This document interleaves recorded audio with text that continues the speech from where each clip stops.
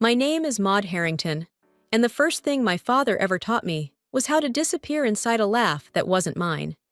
He called me his lazy, heavy girl, loud enough for the whole world to hear, and the crowd always chuckled.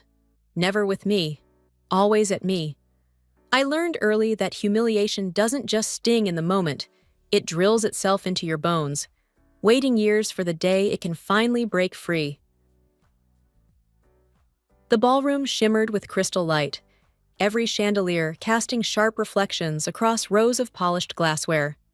Laughter and clinking silverware floated above the hum of polite conversation, the kind of practiced warmth that fills a room when people are determined to perform happiness. I sat quietly among them, my hands folded in my lap, trying to disappear into the folds of my navy dress. It was simple, deliberate, a shield against the extravagance swirling all around me. Mark stood at the head table with Jennifer, glowing in lace and certainty, the picture of youth at its most hopeful. My son's smile carried both nerves and pride, and I felt the familiar tug of relief in my chest. He had made it here, to this day, despite all the weight I once carried alone.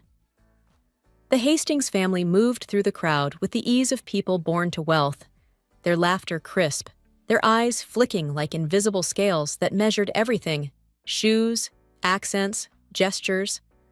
I felt their judgment like a draft at the back of my neck, subtle but cold. Still, none of that stung as much as the awareness of him, my father's presence, though he had arrived late, rolled over the room like a shadow slipping under the door. His cologne reached me before his voice did, sharp aftershave and the smoke of old menthols. When I turned, there he was, pushing through the crowd with that familiar swagger, suit fabric shining too bright, tie a chaos of patterns no one else would dare to wear. The smile on his face wasn't joy, it was possession. He wore it like armor, as if the evening belonged to him. I felt my pulse thud in my throat as he edged toward the microphone. No one had called on him, no one had asked for a word, but that never stopped him. He lived for moments like these, when all eyes turned his way, when he could tilt the spotlight in his favor. No matter who had to burn under its heat, his hand tapped the glass, drawing silence. A silence I knew too well, the quiet before he carved me open with words dressed as jokes. And as the room stilled, I knew something was coming. The same blade that had cut me all my life was about to strike again, only this time in front of hundreds. My chest tightened, not from surprise, but from recognition. This wasn't new. It was the oldest story I carried, and now it was about to be performed under chandeliers for an audience that would laugh just to belong. The smell of exhaust and wet gravel still lives somewhere in my memory. I am 8 again, standing in the church parking lot with Sunday shoes pinching my toes, when his hand clamps around my upper arm. "We're cutting back on donuts," he announces loudly enough for every deacon and usher to hear. Their laughter bursts out like gunfire, quick and mean, and I drop my eyes to the pavement. That was always the ritual, his words, the crowd's laughter, my silence. It didn't stop there. At the grocery store, at the potluck, even at the dinner table, he kept a stockpile of jokes ready to turn me into the punchline. My mother tried to patch the damage the only way she knew how. An extra spoon of meat stew, a second helping of bread, small offerings that never quite covered the sting. My brothers got words like sharp and quick, tossed to them like candy. I got comparisons to weight, clumsiness, laziness. I learned early to shrink myself, to stack parts neatly in his repair shop, sweep sawdust without being asked, disappear into usefulness so he would have nothing left to mock. But the ridicule bled out of our house and into the world. Teachers smirked at stories he told at parent nights. Classmates repeated his nicknames behind my back. I became the family's traveling anecdote, the girl in someone else's joke, and no one ever paused to ask how it felt. By 19, I had stopped waiting for anyone to defend me. I signed the enlistment papers during a lunch break and hid the carbon copies inside my math book. When I told him, he barked a laugh around a mouthful of food. "You won't last the first shouting," he said, waving me off. But the shouting saved me. The cadence of a drill sergeant's orders drowned out his voice in my head, and discipline became a language I could finally understand. Stubbornness turned into stamina, silence into command. On a mountain road in Afghanistan, when comms went dead, I climbed from vehicle to vehicle, rallying a convoy that could have been lost. One of those men later sent a picture of his daughter riding a bike, alive because I had done my job. I never told that story at home. Promotions came quietly. Captain, major, then full colonel, yet each trip back to Ohio, I zipped myself into soft cardigans, left my ribbons in a locked wooden box, and let him believe whatever version of me suited his story. He told relatives I shuffled papers in some office, failed at everything worth mentioning, even at Mark's wedding. I catch the flicker of pity in the Hastings' eyes, the polite dismissal reserved for women who seem small. And still I keep my silence, knowing that in his hands, even my victories would be twisted into another punchline. The dinner hour had reached its peak. Music swelled from the bandstand, glasses lifted in polished hands, and the Hastings family's laughter floated through the air like it had been rehearsed. I sat still, folded into the corner of a table surrounded by their friends, men in tailored suits, women in silk and diamonds, doing my best impression of invisibility. It was safer that way, to fade into the linen and crystal rather than invite inspection. Then, as if on cue, he rose. My father, not listed in the program, not asked to speak, but claiming the room as though it had been built for him. He gripped the microphone with a confidence that wasn't earned but assumed, and the conversations tapered off one by one. He began harmless enough. Thank yous, a quip about country club food, but soon his voice shifted into the cadence I knew too well. He launched into a funny story. Me at 12, supposedly devouring 3 hot dogs at a fundraiser while everyone laughed. Polite chuckles spread like ripples across water, filling the room with a sound that scratched the skin. The truth, of course, was different. My brother had eaten 2 of those, but accuracy was never the point. The point was always the laugh, always me at the center of the ridicule. He leaned into the microphone, smirking, and delivered the cut he'd been sharpening all evening. This is my daughter, lazy, heavy, never amounted to much. The laughter that followed wasn't joy. It was obligation, 500 voices rising together, shallow and cruel, stabbing through me like pins. I sat frozen, heart hammering, aware that the joke was never just a joke. It was a verdict, and the ballroom was his courtroom. Heat flushed up my neck, a dizzy wave that made the edges of the room blur. My instinct screamed at me to flee, to vanish into the shadows like I had all my life. But then movement stirred at the edge of the head table. A group of groomsmen, friends of my son, shifted in unison. I blinked, recognition flooding me. Their faces weren't just familiar. They were mine. Afghanistan. Men who had once stood under my command, who had followed me through dust and fire. They had been there all along, quiet, watching. One of them met my eyes, then another. Their silent question hung heavy in the space between us. Is it time? My chest tightened, but I gave the smallest nod. Permission, alignment, whatever they needed to know, they saw it in that gesture.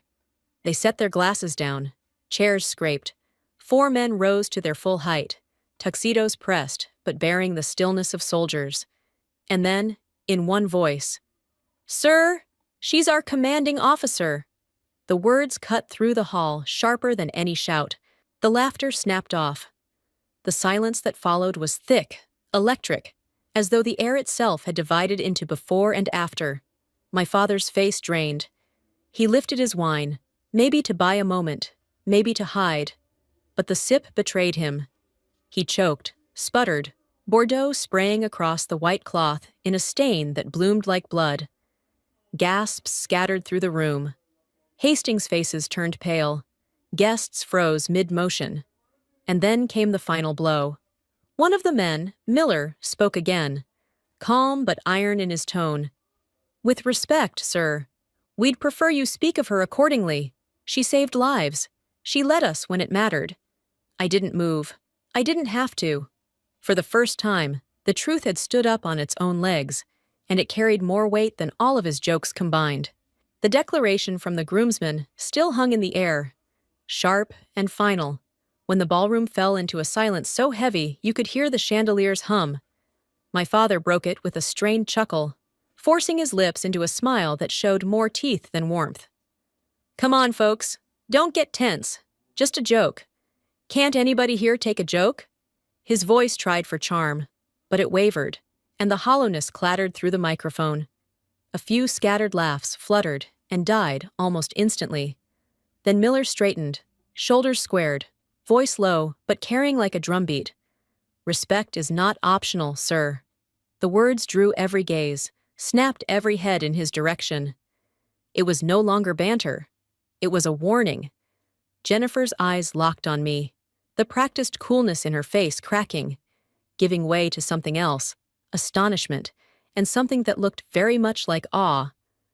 The Hastings, who had worn their superiority like a second skin, shifted uncomfortably, their certainty unraveling as realization took root. The woman they had dismissed had commanded men in war. For the first time, my father's swagger faltered. His hand shook as he grabbed another glass, wine trembling against the rim. The weight of the room was no longer his to command. And in that moment, he looked smaller than I had ever seen him, cornered in the very spotlight he had stolen. I walked forward slowly, the hush of the crowd parting around me. My fingers adjusted the microphone until its faint feedback quieted, and I stood steady, letting the silence ripen. Every pair of eyes was fixed on me, waiting, holding its breath. I spoke without anger, my voice even. "This day isn't about me. It's about two young people choosing each other. Marriage is the art of honor in close quarters. You don't have to be perfect to be honorable. You just have to tell the truth, especially when it would be easier not to." I lifted my glass toward Mark and Jennifer. The stillness cracked wide open with applause that rose like thunder, genuine and unforced. Chairs scraped back as the guests stood. Hundreds of glasses lifted in unison. They weren't saluting my father's humor. They weren't rewarding cruelty. They were standing for truth, for dignity, for something that couldn't be laughed away. I let my gaze sweep the room and pass over him without pause. Mercy refuses to audition. He sat rigid, his face pale, lips pressed tight, suddenly mute. The man who had ruled every room with a cutting word was now a shadow in the corner, invisible in the very hall he had tried to own. When the ballroom finally emptied, the echo of applause still clung to the walls, though hushed now, as if people feared breaking the spell of what they'd witnessed. Guests left in clusters of whispers, glances cast back at me with a mixture of surprise and respect. My phone buzzed with messages, thank yous, congratulations, quiet notes of solidarity, but one silence was louder than all the words. My father was gone. I expected it. Retreat was his habit, slipping into arrogance whenever truth cornered him. But this time, I refused to let the story end in his absence. 2 days later, I walked into the old repair shop in Ohio. The air smelled of oil and rust, of copper pipe and damp cardboard. A country station played low on a battered radio, static threading through the twang of a steel guitar. He sat hunched at the workbench, a pencil clutched in his fist like a weapon, eyes fixed on a ledger that seemed to hold him hostage. I didn't wait for him to look up. "Jokes are supposed to make the listener laugh," I said, my voice steady, "not humiliate them." He flinched, barely, then scowled. "You're too sensitive. It was just a joke." The words sounded smaller here, stripped of the crowd he usually relied on to echo them back. I stood straighter, meeting his eyes. "If you don't stop, I won't bring Mark here again. I won't let my son grow up inside the same circle of ridicule I did." The shop seemed to still. His jaw worked, but no sound came. He saw it then, my resolve, sharper than any punchline. For the first time, I wasn't asking for his approval. I was drawing a line, and he knew I wasn't bluffing. The shop was so quiet, I could hear the ceiling fan stutter with every turn. He stared at the ledger for a long time, the pencil frozen in his grip, until finally he set it down with exaggerated care. as if even that small act might break something fragile. His voice came low, roughened by years of smoke and pride. "All my life I mocked you because I was afraid," he said. "Afraid you'd outgrow me. Afraid you'd prove I was nothing without my cheap jokes." I waited for the anger to rise in me, but it didn't. What came instead was a steadiness I hadn't known I possessed when I was a child in his shadow. "You don't need to tear me down to stand tall," I said, each word deliberate. "But you do need to stop using me as your entertainment." His eyes flickered, then dropped. There was no apology, no grand gesture, only a curt nod, his jaw tightening like a man swallowing stones. It was clumsy, incomplete, but I recognized it for what it was, a surrender of sorts. In the days that followed, his change came not in speeches, but in small, awkward acts. One afternoon, he appeared at my door with a grocery bag. Inside lay a heap of tomatoes cushioned on a paper towel, the kind of offering that would stain a counter if not handled carefully. He cleared his throat and asked, "You got any salt?" It was the closest thing to contrition I had ever heard from him, disguised in produce and understatement. Another morning, he showed up at the Veterans Memorial, where a new plaque was being dedicated. I stood in uniform, the air filled with the solemn rhythm of folded flags and measured words. He didn't try to explain me away or soften the respect that came my direction. He simply stood beside me, silent, while strangers called me "ma'am" and shook my hand. For once, he didn't interrupt, didn't shrink me down to fit the version of me he was comfortable with. That silence was heavier than any insult he'd ever thrown, but it carried weight of a different kind. It wasn't dismissal, it was restraint, maybe even respect. For the first time, I felt his quiet not as an absence, but as a choice. It was messy, imperfect, and late. But sometimes change doesn't arrive as an apology wrapped in neat words. Sometimes it shows up as tomatoes in a paper sack, or as a man who doesn't reach for the microphone when the world is watching. And though I would never say it out loud, I understood, for him, this was the language of remorse, a language clumsy and halting, but at last pointed in the right direction. Weeks passed, and summer stretched long and warm. At a family cookout, the smell of charcoal clung to the air, smoke curling lazily above the grill, while voices mingled in casual conversation. Children darted across the lawn, unbothered by the heaviness adults carried. I stood near the picnic tables, watching from the edge, as I had done my whole life, waiting, bracing, expecting the familiar sting. My father moved slowly through the yard, balancing a plate piled high with chicken wings. The chatter dipped as he reached the circle of relatives and neighbors. I felt my stomach tighten, that instinctive dread coiling again. This was the stage he always claimed, the moment he twisted gatherings into spotlights for his sharp humor at my expense. My breath caught, prepared for the old script to return. But something shifted. He set the plate down on the table, cleared his throat, and when he spoke, his voice wavered between strength and something far more human. "This is my daughter, Maud," he said, steady enough for everyone to hear. "She's led and cared for more people than I ever have. That's all I'll say." For a beat, the yard went quiet. Then came nods, murmurs of agreement, the weight of recognition rippling through the group. No punchline followed, no cruel smirk, just words that stood alone, plain and unadorned, but finally free of ridicule.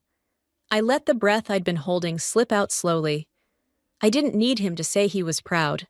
I only needed him to stop cutting me down, to release me from the role of family joke.